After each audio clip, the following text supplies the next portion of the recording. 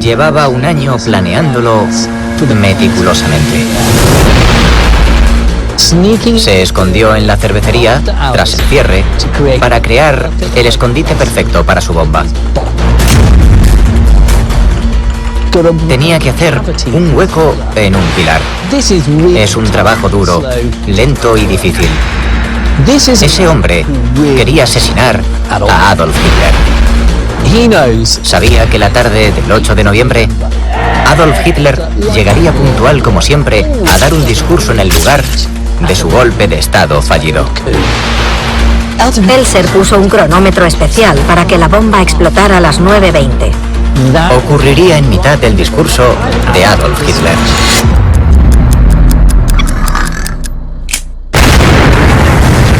Hitler fue uno de los líderes políticos más en el punto de mira de la historia. Se dice que hubo más de 40 tramas para matarlo. Muchas personas odiaban a Hitler y tenían motivos para hacerlo. La pregunta más justa es, ¿por qué no le dispararon sin más? Pero asesinar a Hitler era más fácil de decir que de hacer. Muchos murieron intentándolo y muy pocos se acercaron a conseguirlo. Para asesinar a Hitler tenías que entregar tu propia vida. Esta es la historia de los lobos solitarios que estuvieron a punto de asesinar a Hitler y cambiar el curso de la Segunda Guerra Mundial.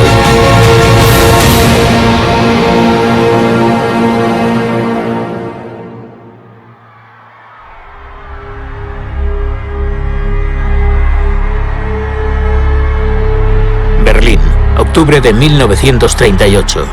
El canciller alemán y líder nazi Adolf Hitler es enormemente popular tanto entre el pueblo alemán como entre el ejército.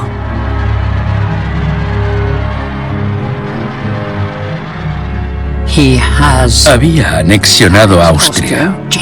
Había conseguido tomar las zonas germanoparlantes cercanas a la frontera de Checoslovaquia. Había rearmado a Alemania. Y lo había hecho todo sin derramamiento de sangre. Durante su mandato casi no había desempleo. La economía florecía, algo impensable solo 6 años antes. Empiezan a verlo como alguien capaz de cumplir lo prometido. Como canciller, Hitler hace una celebración anual del Putsch de la cervecería el 8 y 9 de noviembre. Su intento fallido de golpe de Estado que lo ubicó en el mapa político en 1923. Un gran evento de relaciones públicas con discursos y un desfile por toda la ciudad. Los partidarios de Hitler acudían en masa a Múnich para el evento. Entre la multitud se encuentra Georg Elser, de 36 años. Pero este ebanista decente y soltero no acude a celebrar el Tercer Reich, sino que urde una trama para asesinar a Adolf Hitler. A Elser nunca le convenció el entusiasmo por el Führer. Estuvo coqueteando con el comunismo a principios de los años 30 y mantuvo su intenso rechazo hacia Hitler y el partido nazi lo que representaba. A Elser le preocupa el futuro de Alemania. Para él el momento decisivo fue otoño de 1938, cuando vio que Hitler quería la guerra y se estaba preparando para ella. Las tropas de Hitler ocupan los Sudetes en Checoslovaquia.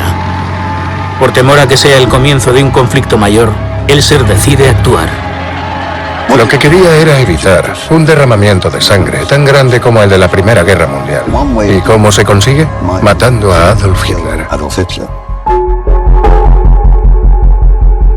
Pero al ver el alcance del dispositivo de seguridad de Hitler, Elser duda poder acercarse suficiente como para poder dispararle. Y se le ocurre otro plan. En casa de sus padres en Königsbronn, trabaja solo para diseñar y montar una bomba que poder colocar en las celebraciones del Putsch del año siguiente. Era un ebanista con experiencia. Había trabajado en una fábrica de relojes haciendo relojes para poder hacer una bomba de relojería. Durante el año anterior, había trabajado en el departamento de envíos de una fábrica de munición. Elser se da cuenta de que no se controlan mucho las provisiones de pólvora, así que durante semanas y meses consigue esconder parte y se lleva una cantidad importante a casa. Una vez recopilados los ingredientes para hacer una bomba, Elser deja su trabajo y vuelve a Múnich. Se va directo a la Burger Bräukeller, la cervecería en la que Hitler da un discurso cada año como parte de la conmemoración del Putsch. Intenta encontrar la ubicación perfecta para su bomba.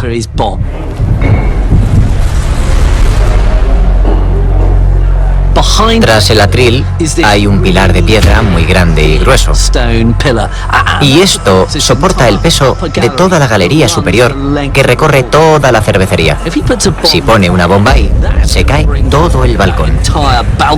Si no te alcanza la explosión, te aplasta toda la madera que puede caer.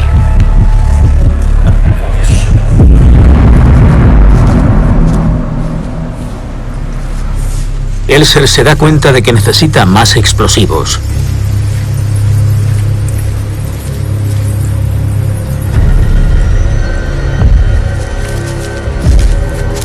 Su solución es buscar trabajo en una cantera en su ciudad.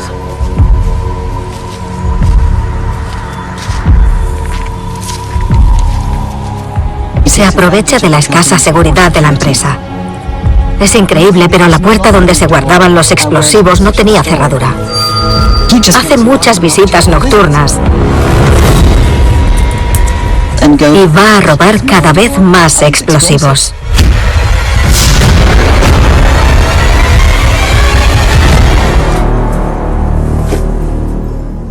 Roba suficientes explosivos para experimentar en el huerto de sus padres. Quiere ver de qué tamaño es la explosión resultante de las distintas cantidades de explosivos. En agosto de 1939, Elser está listo para llevar a cabo su plan para asesinarlo y modifica su maleta para ocultar los explosivos.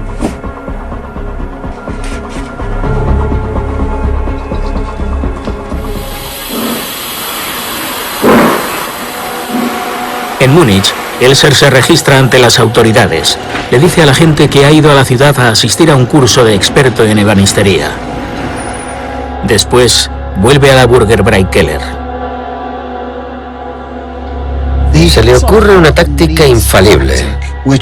Va a la cervecería todas las tardes y toma una cena muy sencilla. Después, cuando ya casi es hora de cerrar, desaparece escaleras arriba, se esconde en un mueble, hasta que todo está en silencio, hasta que cierran todo y el personal se ha ido. Cuando todo está despejado, Elser se pone a trabajar. Crea un compartimento secreto para su bomba.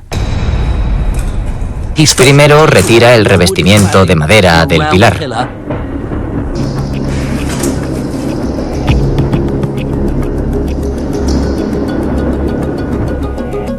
Cada sonido que hace, sobre todo para quitar toda la madera, lo tenía que hacer coincidir con los tranvías que pasaban o cuando alguien tiraba de la cadena, para no llamar la atención.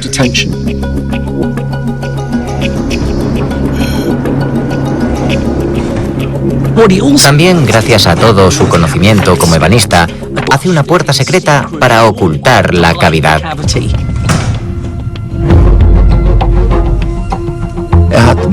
Se llevaba los escombros de la Burger Bräu-Keller en bolsas pequeñas, o en una maleta con un doble fondo, o en los bolsillos del pantalón, y los echaba a las orillas del Isar, el río de Múnich.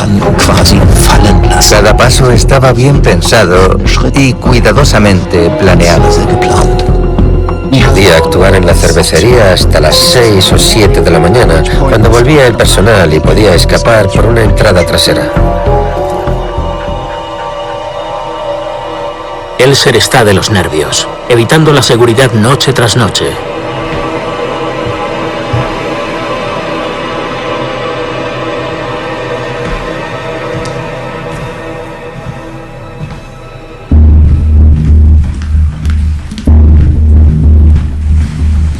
Una mañana temprano, lo pillan por sorpresa. Un empleado lo encuentra escondido en una zona de almacenaje.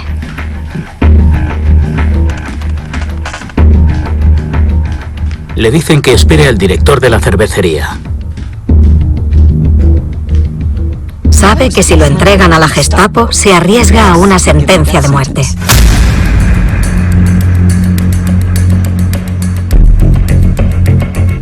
Se le ocurre una excusa, que quería un lugar privado para explotarse un forúnculo que tenía en el muslo. La gente se piensa que está loco y lo ignoran. No le prestan atención a lo que hace realmente. Con el miedo constante a que lo encuentren, Elser pasa más de 30 noches trabajando en la cervecería.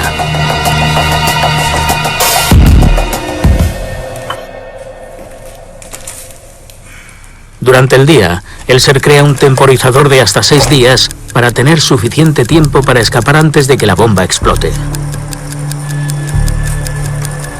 Inventa un nuevo sistema de ignición mecánica para los explosivos. Fue un hombre brillante. Cuando el temporizador para, libera un bloque que contiene clavos afilados. Los clavos activan disparos de rifle que luego detonan los explosivos. 6 días antes de que Hitler tenga que hablar, Elser instala su bomba en el pilar.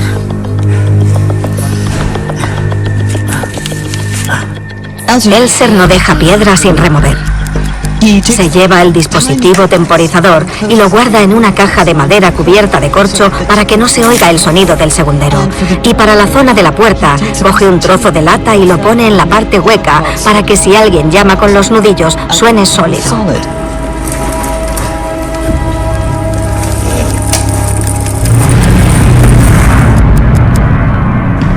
Elser configura el temporizador para las 9:20 de la noche del 8 de noviembre. Esa tarde, 3.000 miembros de la vieja guardia del partido nazi abarrotan la cervecería para escuchar a su Führer. Hitler camina.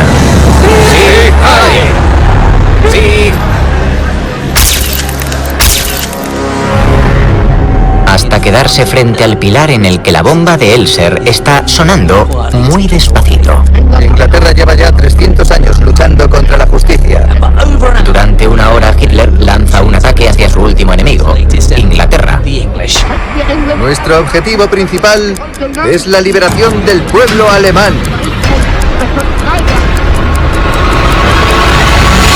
A las 9:20 de la noche exactamente, como Elser había planificado.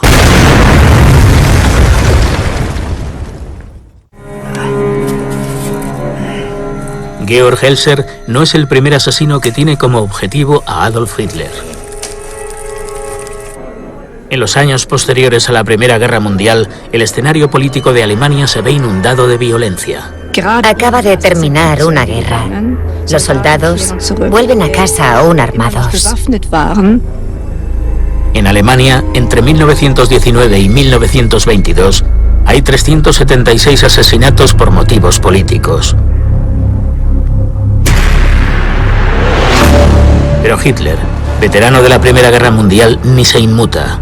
Adolf Hitler se adapta enseguida al mundo de la política de la calle, de la violencia de la calle. En 1921, Hitler se convierte en el líder del novedoso partido nazi. El escenario político de Hitler es básicamente la calle y las cervecerías. Es donde está el público al que no convence su mensaje, que es muy hostil con él. Hitler ya entiende la importancia de la seguridad personal. Cuando da un discurso en la Hofbräuhaus de Múnich, la unidad paramilitar recientemente formada de Hitler, la Sturmabteilung o SA, lo vigila. La sala está llena de socialistas, de comunistas, y se habla del intento de asesinato a un líder socialista unos días antes. De repente, una persona de la multitud hace un comentario y eso prende la chispa.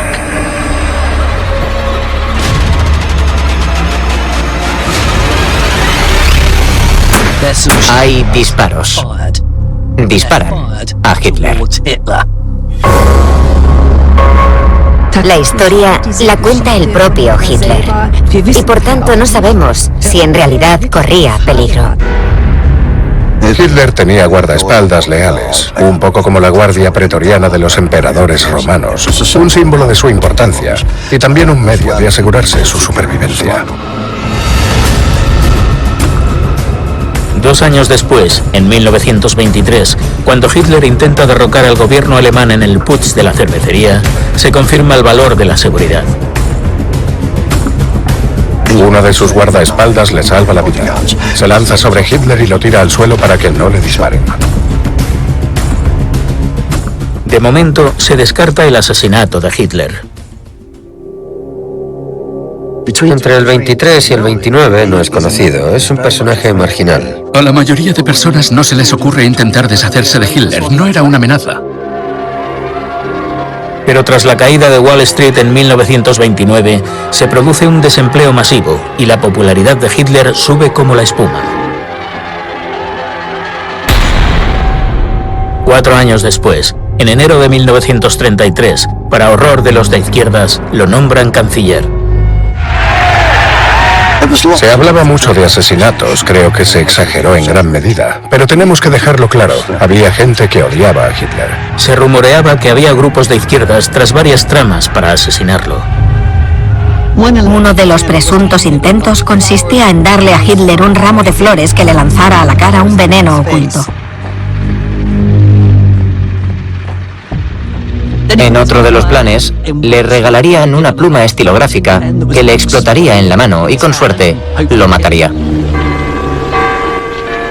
La trama más creíble se centra en una célula comunista en Königsburg, que en marzo de 1933 planeó ocultar una bomba en un estrado que Hitler usaría para un discurso poco después. Pero la Gestapo tuvo un chivatazo. Detuvieron a los conspiradores y la trama quedó en nada. En todas las manzanas había nazis de bajo nivel que mantenían a raya a los exsocialistas y a los excomunistas. Para entonces había espías e informantes por todas partes. En marzo de 1933, Hitler abrió una red de campos de concentración para los disidentes al régimen, erradicando así eficazmente toda oposición organizada. Pero los lobos solitarios seguían siendo una amenaza, y Hitler lo sabía.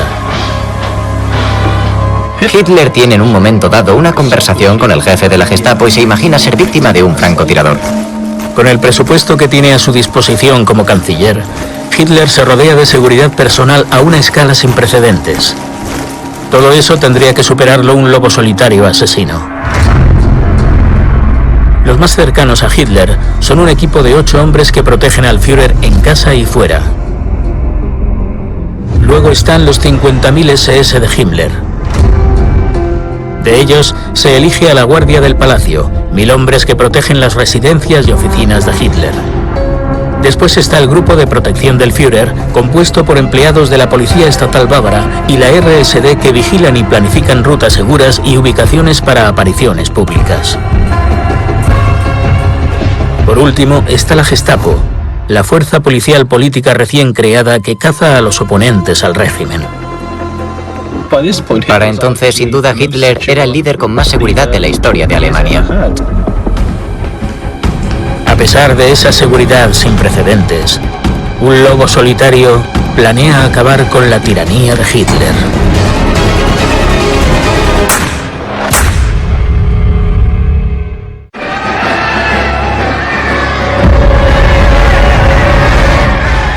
En 1936, Adolf Hitler tiene a Alemania entera bajo su poder. Su dictadura está marcada por un régimen de terror. Los comunistas y socialdemócratas son un objetivo y los meten en campos de concentración para maltratarlos brutalmente. Las iglesias lo pasan mal, pero los que peor lo pasan, por supuesto, son los judíos. Los judíos siempre han sido el objeto del odio de Hitler. No creo que el enemigo de entonces se ría ahora. Privan a los judíos de Alemania de la ciudadanía. Los convierten en objetos. Prohíben el matrimonio entre judíos y no judíos. Incluso prohíben las relaciones sexuales entre ellos. 1/4 millón de judíos de Alemania emigra. Y los que están fuera de Alemania están horrorizados. Los judíos sienten que hay que hacer algo y contemplan el último paso, el asesinato. David Frankfurter desarrolló un profundo odio hacia los nazis y lo que representaban. David Frankfurter es un judío croata que había estudiado medicina en Alemania. Pero en 1934, cuando prohibieron a los judíos acudir a las universidades, huyó a Suiza. Cuando Hitler sigue despojando de las libertades básicas a los judíos, Frankfurter decide actuar. No puedes llegar a Hitler, a Goebbels. Eso lo sabía. Compré un billete solo de ida, porque no había forma de volver. Cambia su objetivo a uno más realista. El jefe de Hitler de los nazis suizos, Wilhelm Gustloff. Frankfurter compra una pistola pequeña y se dirige a la casa de Gustloff en Davos. Fue mi decisión. Matar a un nazi. Llamar la atención del mundo y suicidarme. Gustloff no tiene ni de lejos la seguridad que tenía Hitler. Sorprendentemente, su mujer lo deja pasar sin hacer preguntas. ¡Wilhelm!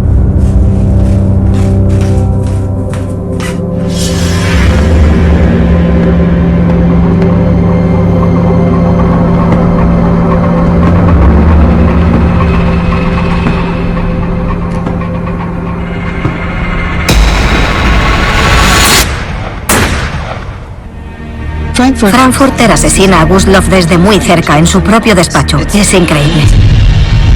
Frankfurter se plantea suicidarse, pero en lugar de eso se entrega a la policía suiza. Lo acusan de asesinato. Las autoridades suizas permiten a las cámaras acceder al juicio de Frankfurter, algo poco común. Frankfurter evita la pena de muerte y es condenado a 18 años. Los suizos rechazan las exigencias de los nazis de extraditarlo.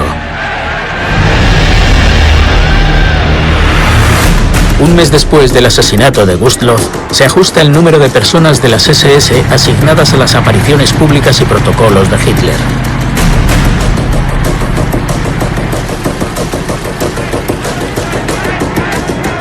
Pero este sigue corriendo grandes riesgos. Cuando las tropas alemanas se apoderan de su tierra natal, Austria, en 1938, Hitler se empapa de adoración. Va en su enorme Mercedes blindado. Lleva neumáticos a prueba de balas. Un cristal de 5 centímetros de grosor básicamente es inmune a la explosión de una bomba y a los disparos de armas de fuego. Pero va en un descapotable. Se pone de pie en los asientos para que lo vean, validando así los efectos del blindaje. Una vez dijo, es más importante que te vean que estar seguro. Si eres un asesino decidido y quieres disparar a Hitler, tienes buenas probabilidades. Cuando la agresiva política exterior de Hitler lleva a Europa al borde de la guerra, otro lobo solitario se inspirará en la misión de Frankfurter.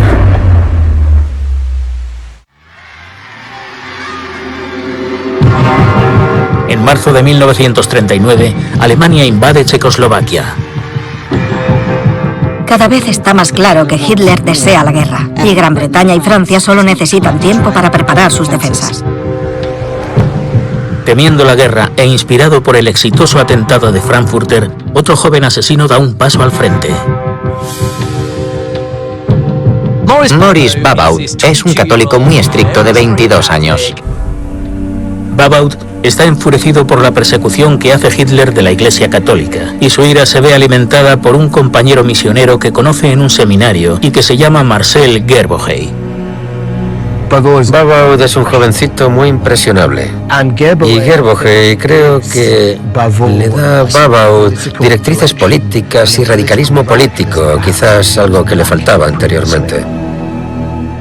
Gerbohey convence a Babaud de que Hitler debe morir. Y Babaud enseguida cree que su misión es matarlo. Para él, Hitler es un criminal. Un peligro para la humanidad, un peligro para el catolicismo, un peligro para Suiza. Durante el verano de 1938, Babaud empieza a plantearse cómo matar a Hitler. Lee Mein Kampf y aprende alemán. Babaut planea acercarse a Hitler fingiendo ser un nacionalsocialista fanático. Creo que se imaginaba algo similar a cómo asesinaron al líder nazi suizo Wilhelm Gustloff en 1936. Decidido a obtener información sobre la localización de Hitler, Babaut se queda con unos parientes en Alemania. Su primo Leopold Gutterer es un oficial de alto rango del Ministerio de Propaganda nazi. No deja de hacerle preguntas sobre Hitler y sobre dónde está. Y Gutterer empieza a sospechar y lo denuncia a la Gestapo.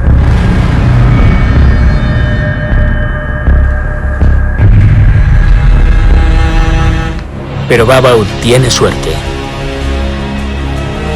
Ya se había ido. Se escapa por los pelos. Babaut vuelve a Suiza a comprar un arma y se dirige a la capital alemana, Berlín, en busca de Hitler. Decide fingir ser un periodista entusiasta nazi. Cree que al hacerlo podrá conseguir una entrevista con Hitler y ahí matarlo.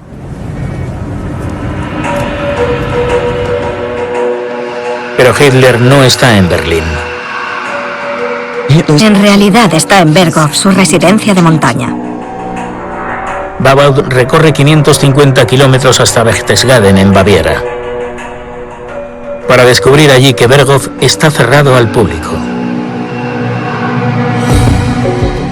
Hay vallas protectoras de 1 metro de alto y solo puedes pasar con un pase especial. Babaut fracasa al intentar superar la seguridad de Hitler, pero un policía que vigila la residencia de Hitler le da un chivatazo.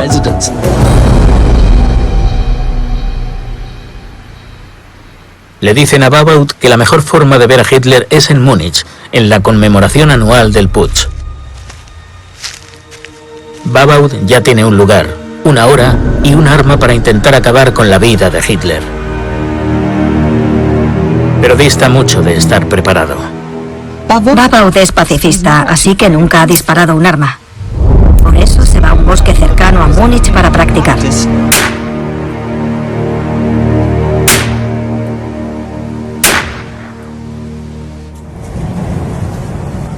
Días después, en Múnich, Babaut quiere localizar el mejor lugar desde donde disparar. Recorre su ruta y descubre dónde para siempre Hitler a dejar coronas a los nazis caídos.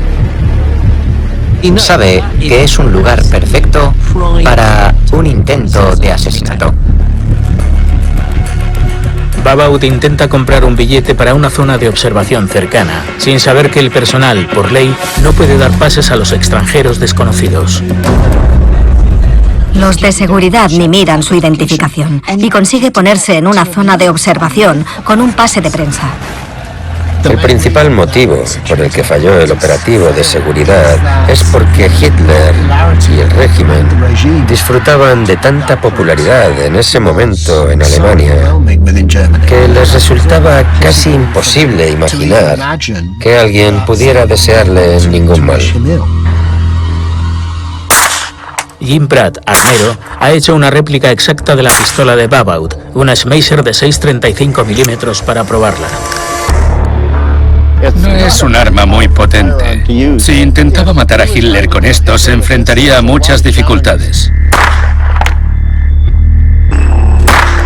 El desvío que se produce cuando aprietas el gatillo hace que falles totalmente el objetivo, porque es muy corta y no hace falta moverse mucho. Estaba apuntando ahí. Y he dado ahí. Esta pistola es para disparar a quemarropa.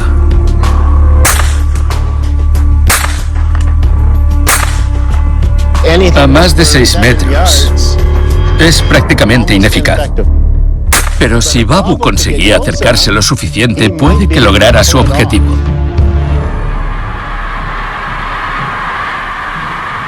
Babaut llega pronto al desfile para poder sentarse cerca de la parte frontal del atril.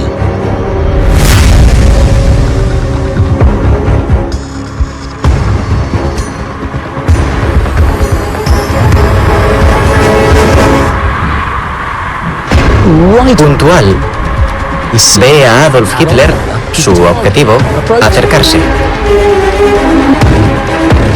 Se mete la mano en el bolsillo para sacar la pistola.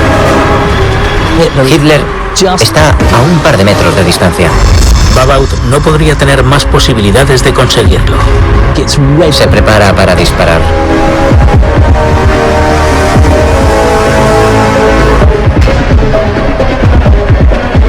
Pero se le ha pasado una cosa por alto. La gente empieza a hacer el saludo y todos esos brazos levantados tapan por completo a Hitler como objetivo para Babaut.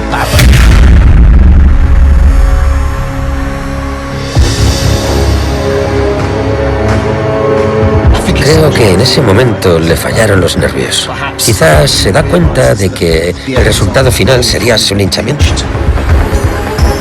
Desaparece su oportunidad de matar a Hitler.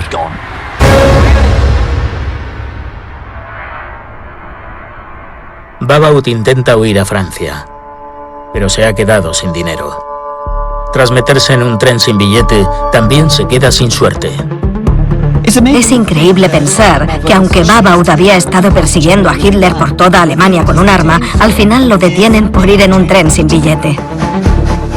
Obviamente lo entregaron a la Gestapo y entonces se destapa toda la historia. Otro revés. Recuperan el equipaje de Babaut en Berlín. La Gestapo encuentra un mapa de Múnich y uno de Berchtesgaden, además de munición extra.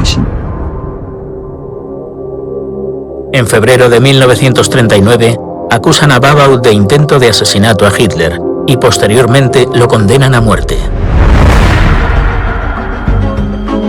Cuando Hitler se entera de lo cerca que estuvo Babaut de dispararlo, exagera dramáticamente la historia. El incidente de Babaut confirmará para Hitler su potencial vulnerabilidad y el sentido de que hay enemigos dentro de la sociedad, personajes hostiles que quieren atacarlo. El equipo de seguridad de Hitler decide que no se vuelva a celebrar el desfile anual de Múnich. Pero entre la multitud de aquel día, en el que Babaut no consiguió asesinar a Hitler, se encuentra un hombre que también podría hacerlo. Se llama Georg Elser.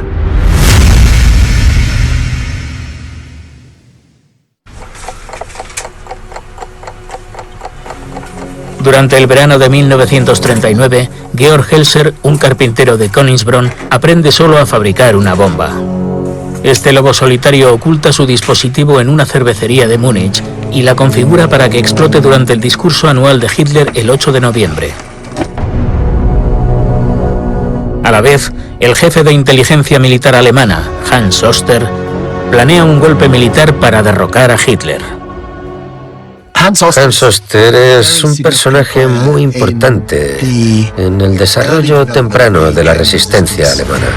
Se opone al gobierno nazi en una época en la que el 95% de los alemanes estaban extasiados con Hitler y los nazis. A Oster le preocupa que Hitler empiece una guerra que Alemania no pueda ganar y busca a personas de la resistencia con su mismo pensamiento para intentar un golpe militar.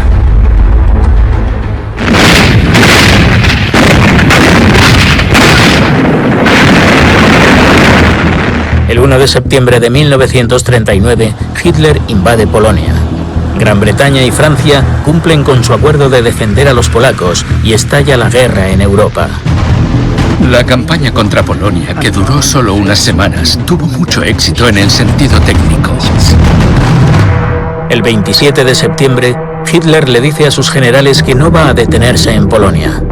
Quiere comenzar una ofensiva en Occidente en cuestión de semanas. A Oster le horrorizan los planes de Hitler, pero ha abandonado la idea de un golpe militar y empieza a buscar a un asesino.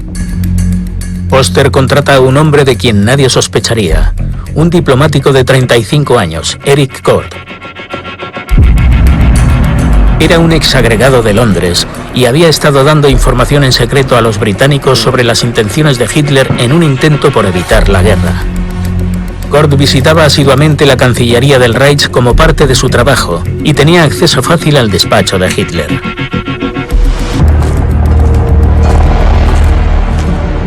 Hans Oster se acerca a Eric Kord y le dice, ¿estaría dispuesto a intentar asesinarlo usted mismo? Kord sabe que su misión es una sentencia de muerte, pero tiene conciencia y su conciencia le dice que tiene que hacerlo. Le dice a Oster, mire, no quiero un arma, deme una bomba. Y puedo acercarme mucho a Hitler y hacerme explotar.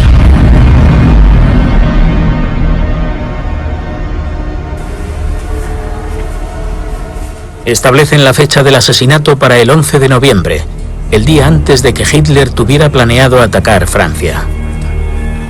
Kord lo esperaría en la zona cercana a los aposentos privados de Hitler y detonaría la bomba al ver al Führer.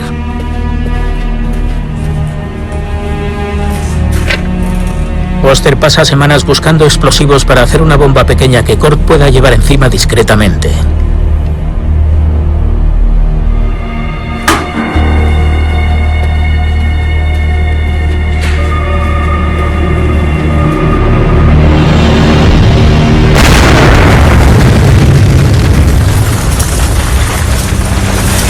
Solo 3 días antes de que Oster y Kord intenten su ataque, la bomba del lobo solitario Georg Helser, configurada para detonar a mitad del discurso de Hitler, estalla en la Burger Breikeller de Múnich. Consigue exactamente lo que Helser pretendía. Destroza el pilar principal y se cae el tejado. Las mesas y sillas de la cervecería quedan reducidas a astillas. La explosión mata a 8 personas y deja 62 heridos. Pero Hitler no es una de ellas. Hitler se va de la cervecería 13 minutos antes de que explote la bomba. Hay una densa niebla. No va a poder volver volando a Berlín y tiene que coger el tren. El líder había abandonado el mitin poco antes de la catástrofe. Si el discurso hubiera seguido su curso normal, su objetivo.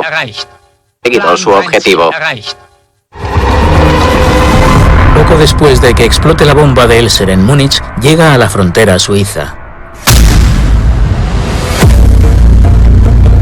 Cuando hizo un reconocimiento de ese mismo lugar meses antes, aún había paz en Europa y uno podía simplemente pasar caminando. Pero entonces ya había estallado la guerra y había guardias fronterizos alemanes. Lo vieron, merodeando por la frontera. A unos pasos de la libertad, detienen a Helser. El 8 de noviembre de 1939, el autor de la bomba de la cervecería, Georg Helser, es detenido en la frontera suiza y trasladado para interrogarlo. Le preguntan qué hacía allí, cómo se llamaba y contestó a todo bien. Pero en ese momento se conocen las noticias sobre la bomba de la Burger Breikeller. Georg Helser se llevó a propósito una postal de la Burger Breikeller para que, si conseguía escapar a Suiza, pudiera demostrar que había sido él. Parece que pensaba presentársela a los guardias fronterizos suizos para decirles: esto lo he hecho yo. Esto es lo que acaba de pasar en Múnich. Que pronto sabréis. Yo he sido el autor.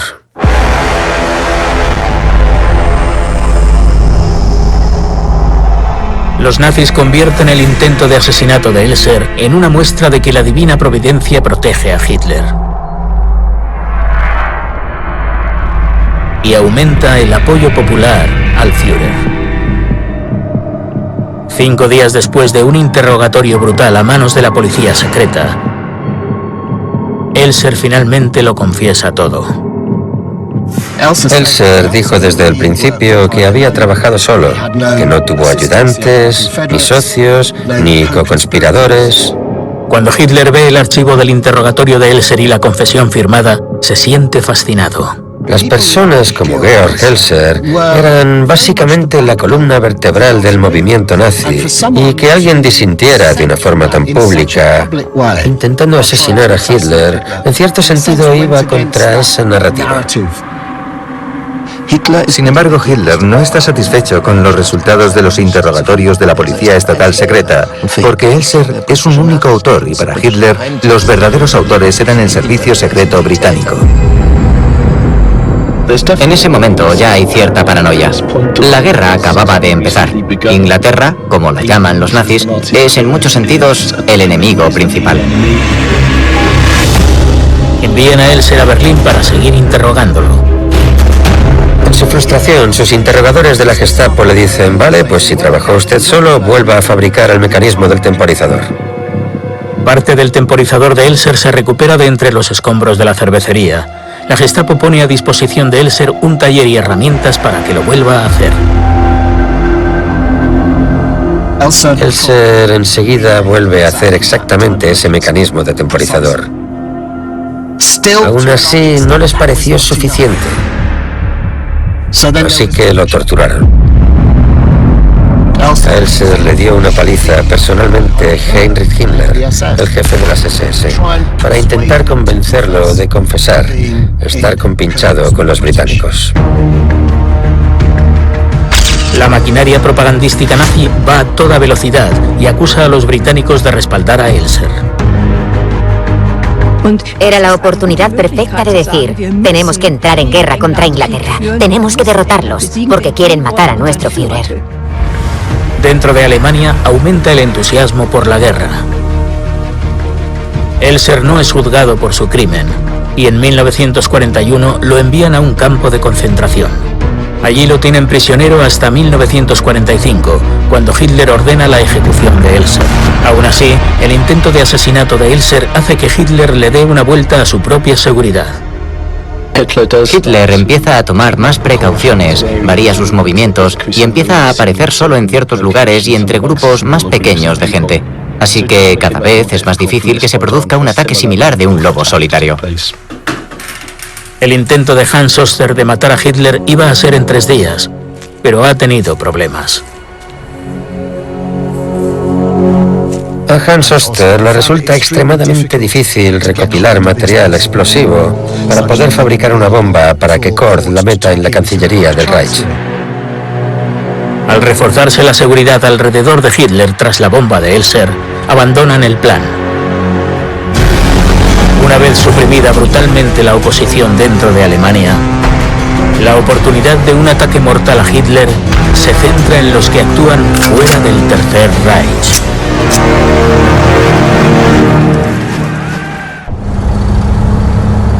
El 13 de marzo de 1943 estaban preparando el avión privado de Hitler para el despegue.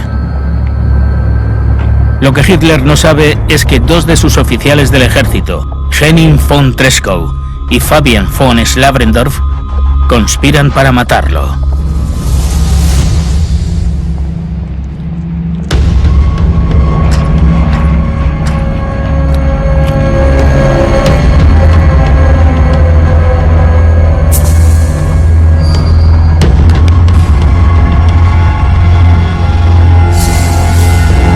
La idea de Treschow consistía en meter la bomba con un detonador preparado para explotar cuando el avión de Hitler estuviera en el aire.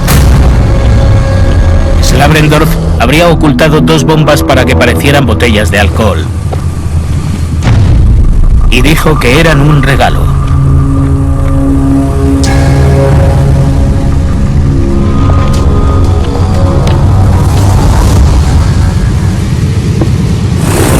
Slabrendorf y Treschow observan cómo despega el vuelo de Hitler y en menos de 30 minutos, si todo va bien, Adolf Hitler estará muerto. Hitler fue uno de los líderes políticos más en el punto de mira de la historia. Se dice que hubo más de 40 tramas para matarlo. Muchas personas odiaban a Hitler y tenían motivos para hacerlo. La pregunta más justa es, ¿por qué no le dispararon sin más? Pero asesinar a Hitler era más fácil de decir que de hacer. Muchos murieron intentándolo y muy pocos se acercaron a conseguirlo. Para asesinar a Hitler tenías que entregar tu propia vida. Esta es la historia de los miembros de la resistencia clandestina que lucharon contra el régimen nazi y lo arriesgaron todo para matar a Hitler.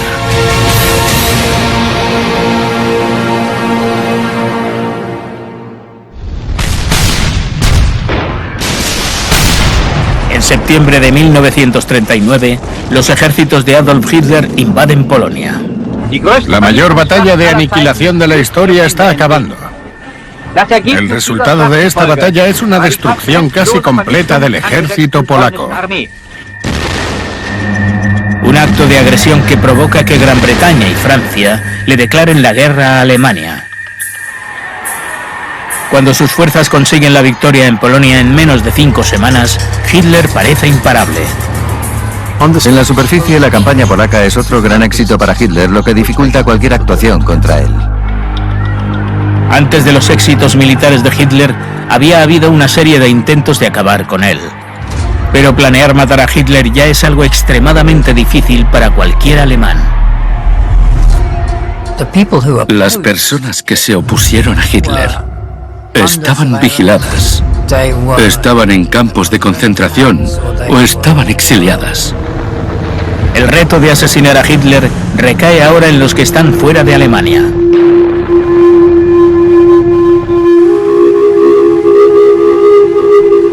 Hitler va a Polonia con la idea concreta de exterminar, aplastar, dominar, esclavizar o eliminar a la población. Hitler considera a los eslavos Untermenschen, que significa raza inferior. La invasión de Polonia marca el comienzo de esta guerra de aniquilación contra la población eslava. Hitler reunió a sus generales y les dijo: esto es una guerra racial, no es una guerra convencional, no debéis tener ninguna piedad, no se aplican las reglas normales. Y los alemanes empezaron a detener y a disparar a intelectuales polacos, a miembros de la cultura, a las personas más importantes de la sociedad polaca. Los restos de la ocupación polaca salen de sótanos y otros escondites. La cultura polaca quedaría totalmente destruida. La cifra total de muertos en la invasión de Polonia es, según algunas estimaciones, de más de 250.000 personas. La brutalidad sin precedentes de Hitler contra los polacos da lugar a una generación de futuros asesinos. Enseguida, las tropas que permanecieron en Polonia formaron grupos clandestinos polacos. El general Mikhail Karaszewicz-Tokaczewski, que acababa de liderar una contraofensiva fallida para defender Varsovia y que se cobró 20.000 vidas polacas, crea la Organización de Resistencia Clandestina, el Servicio para la Victoria de Polonia. Polonia acababa de conseguir su independencia en 1918, tras ser ocupada por Austria, Prusia y Rusia durante más de un centenar de años. Los polacos llevaban años practicando la resistencia y les resultaba totalmente normal retomar las conspiraciones cuando los nazis tomaron el poder en 1939. Casi que lo llevaban en su ADN. Una de las prioridades es centrarse en el personal de alto rango del enemigo, y eso, obviamente, incluía a Hitler. El general Tokaczewski sigue organizando la resistencia en Varsovia cuando le dan un chivatazo. Hitler y su séquito planean un desfile triunfal por las calles de Varsovia. Hitler sabe que está asumiendo un riesgo enorme. Va a una capital conquistada y hostil, algo que no había hecho nunca. Obviamente, muchos varsovianos planean matar a Hitler porque lo odian y quieren deshacerse de él. Se crean medidas de seguridad extraordinarias para la visita de Hitler. Fue seguramente el régimen de seguridad más concienzudo que era posible en esa época. El convoy de seguridad de Hitler comienza con motoristas, seguidos de 2 grupos de limusinas Mercedes de 6 ruedas. Hitler viaja en uno de esos vehículos con sus guardaespaldas. En los otros coches viajan la escolta de las SS y los guardaespaldas del RSD. Lo siguen más motoristas, un pelotón de personal antiaéreo con armas y, por último, una unidad antitanques. La seguridad de Hitler no es el único reto con el que se encuentran los luchadores de la resistencia polaca. La ciudad sufriría un estricto confinamiento durante la visita del Führer. Las únicas personas que podían estar mínimamente cerca del área cercana al desfile eran militares alemanes. Había cientos de patrullas policiales vigilando las calles y en las azoteas. Había nidos de francotiradores. Pero Tokaczewski va un paso por delante. La resistencia polaca en ese punto ya está bastante avanzada y tiene información de todo tipo de fuentes. Los espías de Tokaševski descubrieron que tras asistir al desfile, Hitler daría un paseo en coche para descubrir la ciudad antes de volver al aeropuerto. Sabían que Hitler tendría que ir a la intersección entre la Avenida Jerusalén y la Ciudad Nueva, porque si conoces Varsovia, sabes que no hay otro camino. El tamaño del convoy de seguridad de Hitler implica que intentar dispararlo tiene poca garantía de éxito. Pero al tener una enorme pila de TNT robado a su disposición, deciden que una bomba es su mejor opción. La resistencia oculta los explosivos entre los escombros, cerca de la intersección de la calle del Nuevo Mundo y la Avenida Jerusalén, por donde pasará el desfile de Hitler. A los de la resistencia no les cuesta mucho excavar clandestinamente en mitad de la noche en una zona así. El confinamiento no es efectivo hasta justo antes del desfile. La intención es detonar la bomba según pasa el coche de Hitler por el cruce. El plan requiere pasar un largo cable por debajo de los escombros desde el explosivo hasta el detonador, donde el equipo está oculto. 50 kilos de TNT son una cantidad muy grande de explosivo para un coche. Aunque sea un coche blindado, aunque pesara varias toneladas, se le reventaría el techo. Quedaría destrozado. Nadie puede sobrevivir a eso.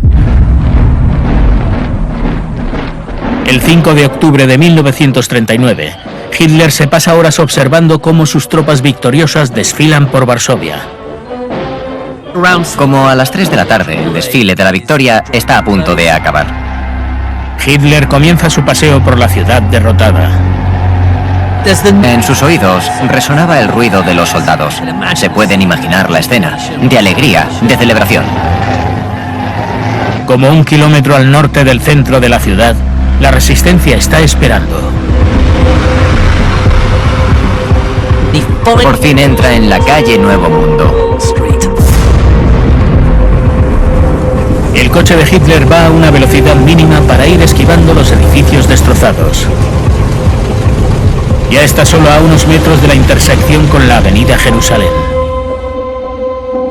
El mismo lugar donde están todos los explosivos.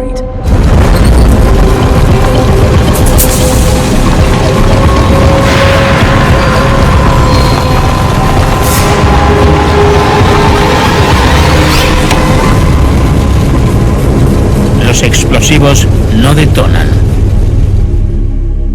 Mi teoría es que no es que los explosivos estuvieran mal, ni que el detonador estuviera defectuoso. Los bloques de la explosión son fiables, funcionan. Debió ser el cable. Debió de romperse. Obviamente tendrían que haberlo comprobado, pero lógicamente no hay tiempo de hacerlo si es un atentado. Sea como fuera, la explosión no se produjo. Puede que la resistencia polaca fracasara esa vez, pero no sería su último intento de matar a Hitler. Para cuando Adolf Hitler mete a Alemania en la guerra en 1939, ya había sobrevivido a múltiples intentos de asesinato.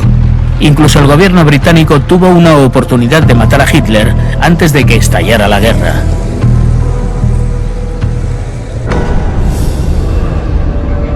Cinco meses antes de la invasión de Polonia, el agregado militar británico está en Berlín para las celebraciones especiales del 50 cumpleaños de Hitler. Es un espectáculo militar inmenso, con tanques, coches blindados, aviones sobrevolando. Todos los tipos de maquinaria militar desfilan ante Hitler. Para el agregado militar Noel Mason McFarlane, es obvio que Hitler tiene ambiciones territoriales y que Gran Bretaña ha de actuar rápido. Mason Mac ve cómo se ciernen nubes de guerra.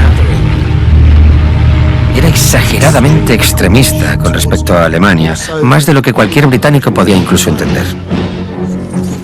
Mason McFarlane le dice al gobierno británico que debe asesinar a Hitler para evitar una futura guerra. El cumpleaños de Hitler reafirma la idea de Mason Mac. Hitler está inmóvil gran parte de ese tiempo Y a Mason McFarlane se le ocurre que sería la oportunidad ideal, que cualquier francotirador medio decente podría cargárselo desde una ventana enfrente de él, y le manda un mensaje a sus superiores. Sería un disparo fácil con un rifle. Pero el gobierno británico no está convencido e ignora la idea de McFarlane. En esta época, matar al líder de tu enemigo no se consideraba legítimo ni moral. Claramente, eso los legitimaría a hacer lo mismo y quién sabe cómo acabaría todo. Pero el líder de la Unión Soviética, Joseph Stalin, no tiene tantos miramientos. Los soviéticos también tienen vigilado a Hitler en esa época, evaluando la posibilidad de un asesinato. Ordenaron a unos agentes investigar la posibilidad. Hubo un agente británico llamado Alexander Foote que fue a Múnich.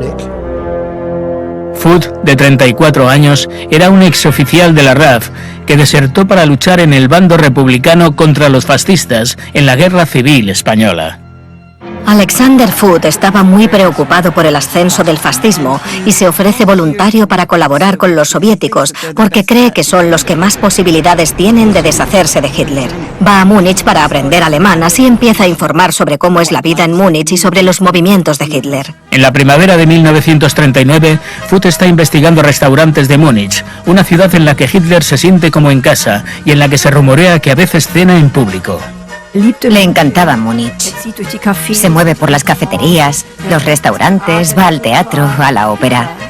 Hitler quería ser una persona cercana, el canciller del pueblo.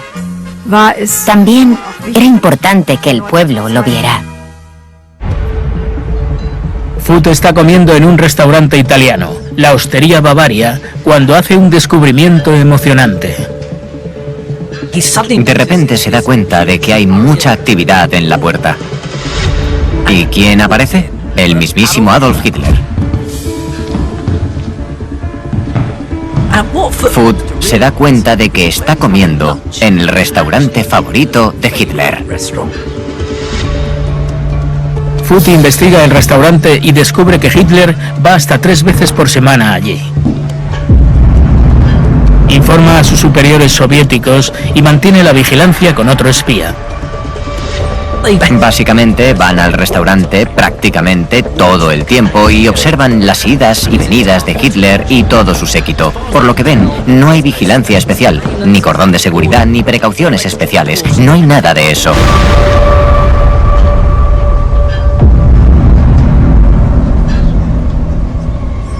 Foote hace un experimento para comprobar si la seguridad de Hitler es tan laxa como parece. Trabaja con el otro agente. Dado que tiene guardaespaldas armados, la pareja sabe que está asumiendo un gran riesgo. Foote está sentado en lo que ahora se ha convertido en su mesa habitual y el otro agente está en el otro lado del restaurante. Cuando dan la señal, el otro agente mete la mano en la chaqueta y, como si fuera a sacar una pistola, saca una caja de cigarrillos. Ningún miembro de su séquito reacciona. No reacciona ningún comensal, lo que demuestra que no son policías secretas. Parece que la seguridad es más laxa de lo que pensaban. Como la seguridad es tan escasa, a los agentes se les ocurre un nuevo plan que también les permitiría escapar. Pondrán una bomba cerca de la sala donde come Hitler. Es una sala privada en la parte trasera del restaurante, separada tan solo por un tabique muy fino. La idea es que si puedes poner bombas ahí, pueden alcanzar a Hitler con facilidad. Los agentes informan de su plan a su superior soviético. Durante los siguientes 3 meses, mantienen el restaurante vigilado mientras esperan a que lleguen los explosivos.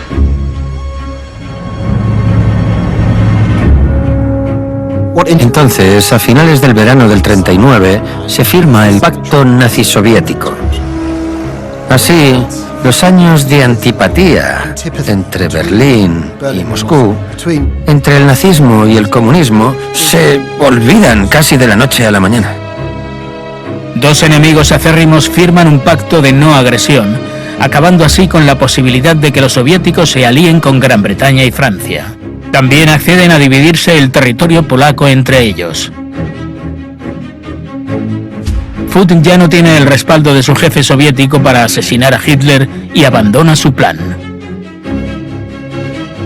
La idea de atacar a Hitler en la Osteria Bavaria se olvida de la noche a la mañana. Pero tras estallar la guerra, surge una nueva amenaza clandestina, a la vez que Hitler cierra su puño asesino alrededor de Europa.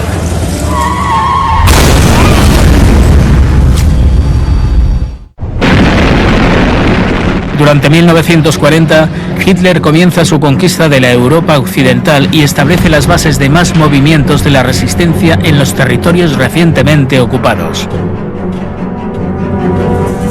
Por toda Europa hay grupos clandestinos que se resisten al régimen de Hitler de diversas maneras, desde compartir inteligencia con los enemigos hasta asesinar a personal nazi. A Hitler le preocupa especialmente la resistencia en la Checoslovaquia ocupada, sobre todo sus ataques con bombas y los incendios premeditados en fábricas de armamento claves. La industria de fabricación e ingeniería de Skoda en Checoslovaquia fue muy importante en el esfuerzo bélico alemán. Era avanzada, era eficiente, y Hitler no quería que la resistencia la pusiera en peligro. En septiembre de 1941, Hitler pasa a la acción. Llevó a Reinhard Heydrich, el jefe de servicio de seguridad de las SS. Reinhard Heydrich es un asesino brutal. Heydrich fue el responsable de la muerte de miles de personas checas y eslovacas. Lo apodaron el carnicero de Praga precisamente por ese motivo. La brutalidad de Heydrich no pasa desapercibida en el gobierno checoslovaco en el exilio en Londres, que presiona para que lo maten. En muchos sentidos, se convierte en un objetivo natural y está muy lejos de Berlín.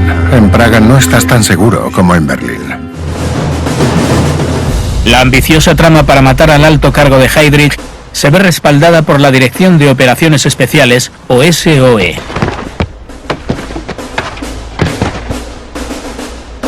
Churchill fundó la SOE con las directrices expresas de prenderle fuego a Europa. Para minar las ocupaciones nazis, la SOE proporciona formación, inteligencia y armamento a los grupos de resistencia locales. El asesinato de Heydrich parecía un buen caso. Era el archivillano del régimen del terror. La SOE forma a dos luchadores de la resistencia que fueron a Gran Bretaña después de que Hitler invadiera sus países. Un eslovaco llamado Josef Gabč y un checo llamado Jan Kubiš.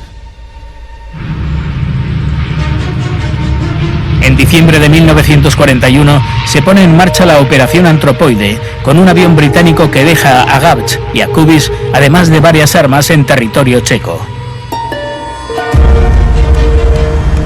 Durante los siguientes 5 meses, la resistencia detalla los movimientos de Heydrich, incluido su viaje diario hasta el trabajo, viaje que pronto descubrirán que hace sin escolta de las SS. Y eso no es todo. Heydrich era un fanfarrón e iba cada día a trabajar siguiendo la misma ruta, a la misma hora y en descapotable. Hitler, que hacía que sus horarios fueran impredecibles, se preocupa y le aconseja a Heydrich que mejore su seguridad. Heydrich ignoró el consejo. No tomó ninguna precaución, no cambió de ruta ni cambió su rutina diaria. Por supuesto, eso te convierte en un objetivo. Para el golpe, los asesinos identifican un tramo tranquilo de una carretera a las afueras de Praga, donde el tráfico se ralentiza para tomar una curva cerrada. Ayudados por un observador con un punto de mira claro, Gabč esperará con un subfusil Sten británico al otro lado del giro, mientras Kubiš espera al otro lado de la carretera armado con granadas. A primera hora de la mañana del 27 de mayo de 1942, llevan a cabo su ataque. Gabč y Kubiš se colocan en sus puestos de observación en la carretera. Los asesinos esperan casi 2 horas. Entonces, a las 10:32, aparece el coche de Heydrich.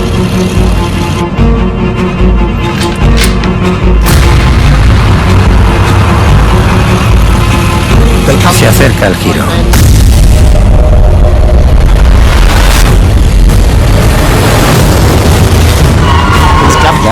sale a la carretera. Su Sten se atasca. Un fallo común en las armas Sten. Cubis aparece detrás del coche con una granada de mano.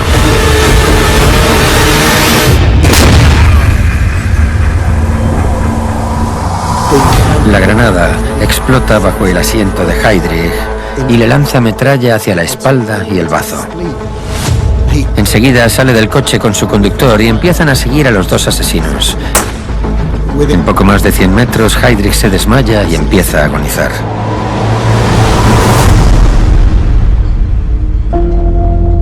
Días después, Heydrich muere en el hospital. Sus heridas le habían provocado una septicemia.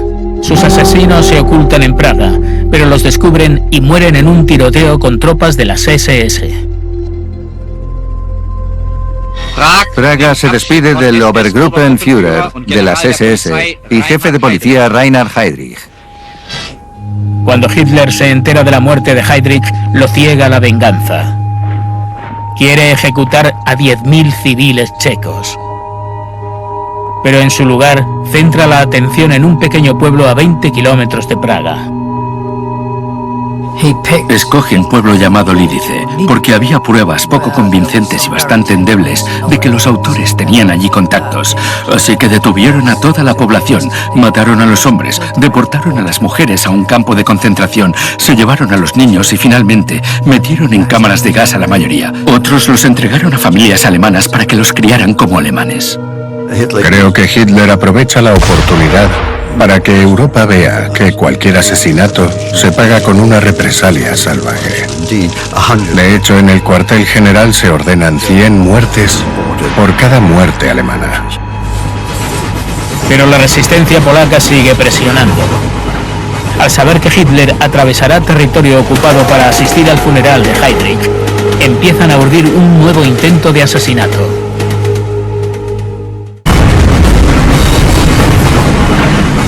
En junio de 1942, menos de 2 semanas después del asesinato de Heydrich, la resistencia polaca prepara su segundo intento de matar a Hitler. La resistencia clandestina polaca se entera de que Hitler va a volver a la capital en tren para asistir al funeral de Heydrich. El grupo recibe un chivatazo. Hitler viajará de Rastenburgo, en el este de Prusia, a través de Polonia, hasta Berlín la noche del 8 de junio. Planean descarrilar el tren de Hitler y matarlo. La misión la encabeza el capitán Stanislav Lesikowski, un veterano de la fracasada defensa de Varsovia en 1939. Es un militar, y se le ocurre el nombre en clave para la operación de Wiener Blut, sangre vienesa, porque Hitler es austríaco. El tren de Hitler está extremadamente protegido y tiene el nombre en clave América. Es la sede central móvil de Hitler. Está hecho de acero corrugado, incluso tiene un arma antiaérea a bordo y cuando está en una estación o cerca siempre hay muchísimos guardias rodeándolo. Pero los hombres de Lesikowski son unos absolutos expertos en el descarrilamiento de trenes alemanes. El movimiento clandestino polaco está convencido de que puede descarrilar el América. Y si Hitler no muere en el descarrilamiento en sí, creen que podrán matarlo de una forma u otra. El equipo de seguridad de Hitler, consciente del éxito de los descarrilamientos de la resistencia, tiene una contramedida preparada. Los alemanes son inteligentes, no mandan el tren así sin más. El tren de verdad de Hitler muchas veces iba precedido por un tren de mentira que los saboteadores podían confundir con el de verdad y atacarlo.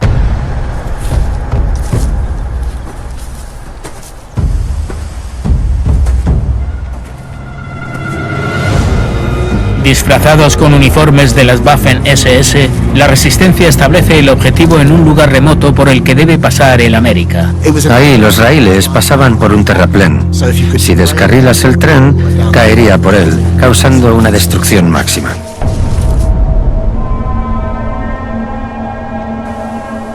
A las 2:45 de la madrugada se acerca un tren. Los saboteadores tienen información desde dentro.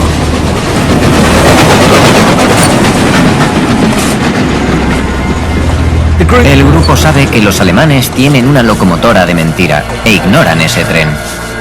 Solo tienen 15 minutos para cortar las vías antes de que llegue el América.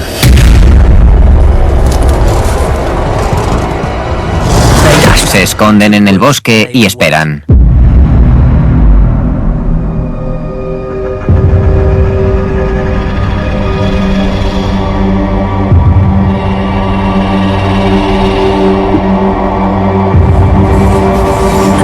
Más tarde, a las 3 de la madrugada, puntual, como ya les habían dicho, se acerca el tren.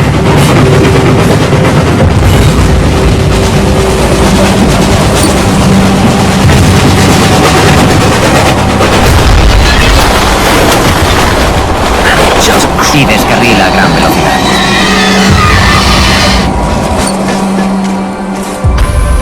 El tren cae por el terraplén. Los supervivientes son fácilmente identificables como miembros de la Guardia Interna de las SS, los guardaespaldas de Hitler. Disparan con metralleta a todos los que salen de entre los escombros. Hay demasiados alemanes para ellos, así que la resistencia desaparece entre el bosque. Creen haber matado a Hitler en el choque.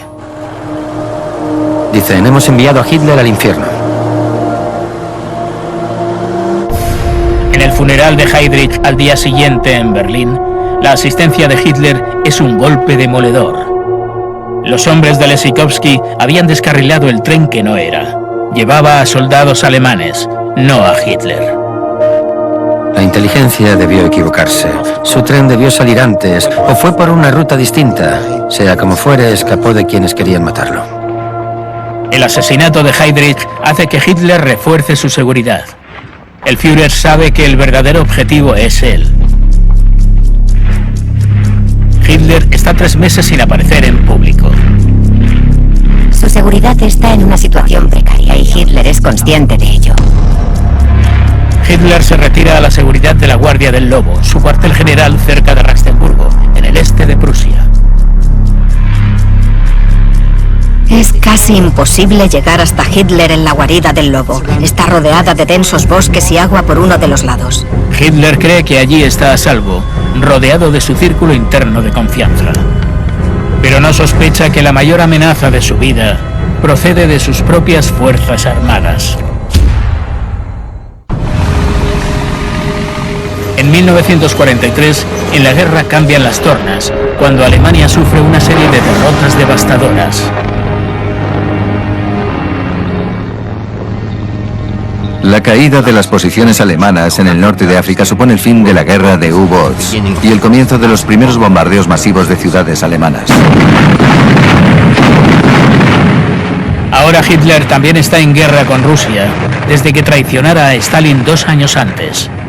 La catastrófica derrota de Alemania en la batalla de Stalingrado supone un momento crucial.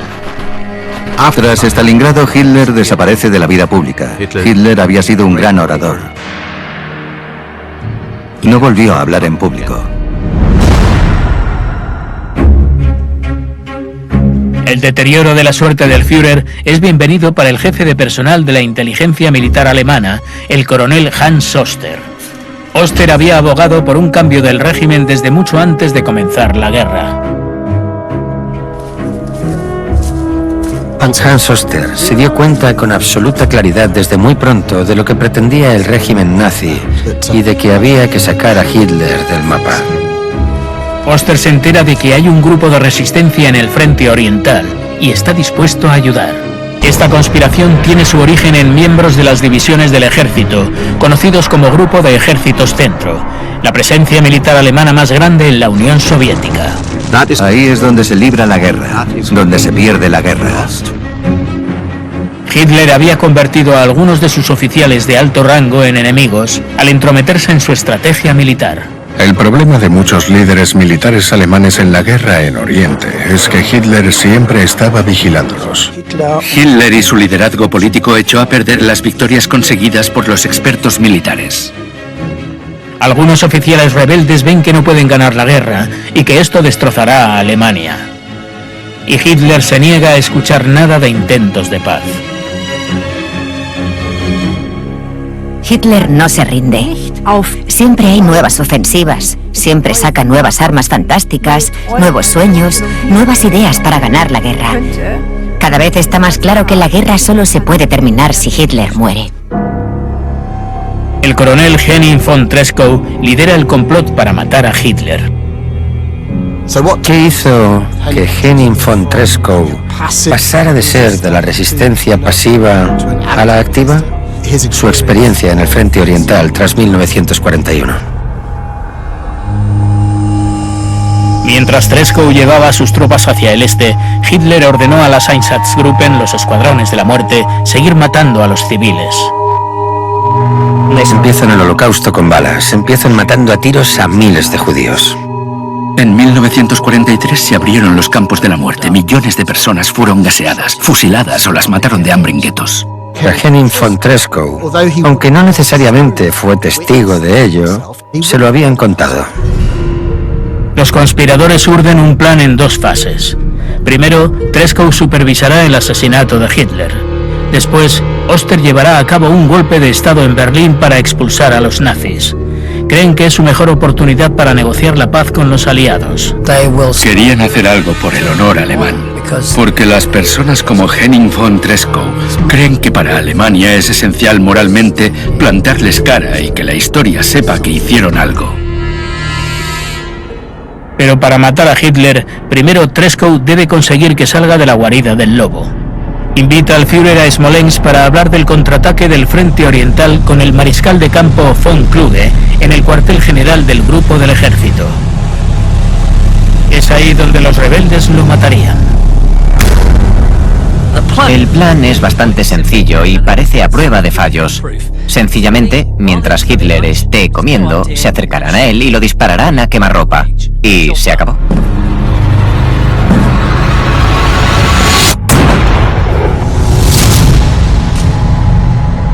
Pero poco después de la visita de Hitler, el jefe de Treschow, el mariscal de campo von Kluge, veta el plan.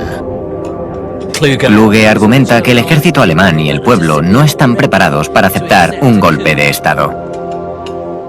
Hitler, de hecho, era el comandante en jefe, así que asesinarlo así sería un acto de rebelión. Fue un factor que los inhibió psicológicamente. A Treschow se le ocurre otro plan, y una semana antes de la visita de Hitler al Frente Oriental, Oster envía unos explosivos para asestarle un golpe mortal al Führer.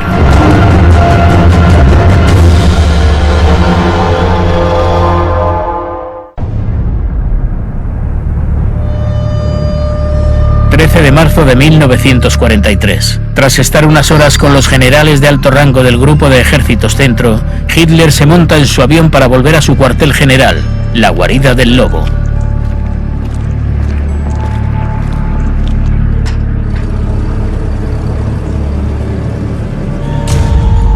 La semana anterior, el coronel Henning von Treschow había estado diseñando un dispositivo improvisado hecho con explosivos británicos incautados.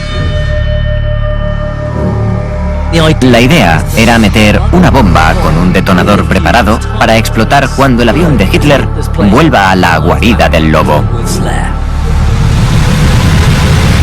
Lo más importante es que pareciera un accidente, para que nadie culpara al grupo de ejércitos centro. Treschow tiene todos los componentes para la bomba: un dispositivo de relojería, un detonador y explosivos plásticos. Los dispositivos a los que nos referimos se llamaban CLAM, y esta es una original de la Segunda Guerra Mundial. La mayoría de CLAMs venían ya con el explosivo dentro. El momento de la explosión se controla con un detonador que parece un bolígrafo. Dentro hay un pequeño vial de ácido, y para activarlo, coges unos alicates y aplastas el revestimiento de cobre.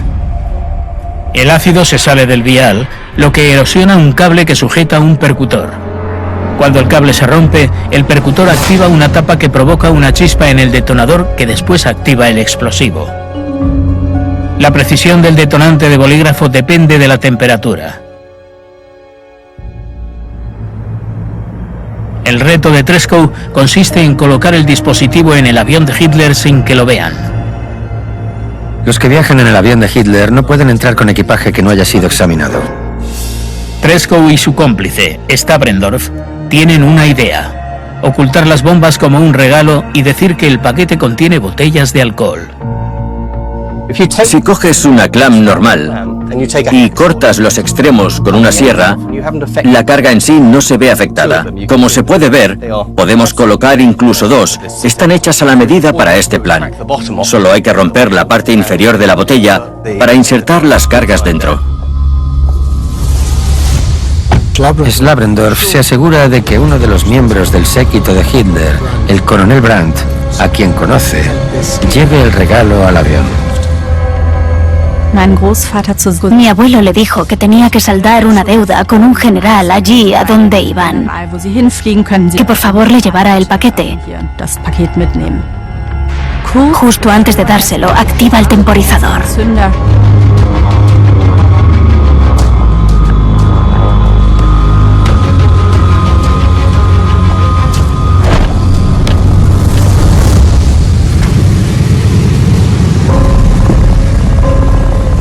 El avión de Hitler era una construcción hecha completamente de metal. ¿Qué impacto tendría la bomba? No tenemos un avión para explotarlo, así que vamos a usar una furgoneta, pero también tiene una estructura de acero. Lo más importante es cerrar todas las puertas para que la presión se mantenga el máximo tiempo posible. El detonador va a ir ahí, pero la idea de que sea de este tamaño es que entre en una botella de cristal. Activando, a la espera. 4, 3, 2, 1...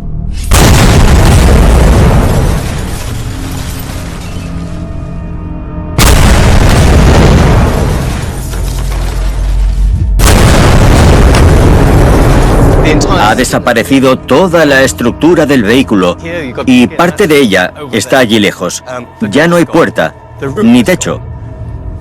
Las puertas traseras están a 25 metros. Si esto fuera un avión, como se pueden imaginar, no se quedaría mucho tiempo en el aire. Si el plan de Treschow sale bien, la bomba explotará cuando el avión de Hitler lleve media hora volando.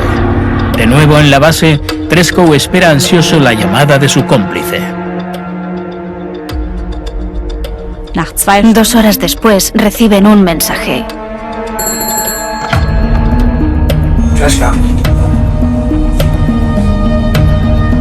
El avión ha aterrizado sin problemas. No hay ninguna duda de que, si el dispositivo hubiera explotado, el avión habría caído. Hitler, de hecho, tenía un asiento eyectable, pero no lo podría haber activado con tanta rapidez. Habría muerto. No hubiera habido ninguna posibilidad de que sobreviviera. El desánimo de Treschow pronto se convirtió en miedo. Si abren el paquete, descubrirán su complot. Si eso ocurre, los conspiradores están muertos y toda la resistencia alemana será totalmente exterminada. Treschow llama inmediatamente y dice que, por desgracia, se ha equivocado, que ha mandado la marca de coñac que no era, que quiere recuperar el paquete. Slabrendorf va a toda prisa a la guarida del lobo para recuperar la bomba de las botellas. Mi abuelo estaba frente a un hombre, intentando mantener una conversación, mientras el otro estaba jugando a mover el paquete entre las manos. Sabía que en cualquier momento podría explotar, pero no explotó.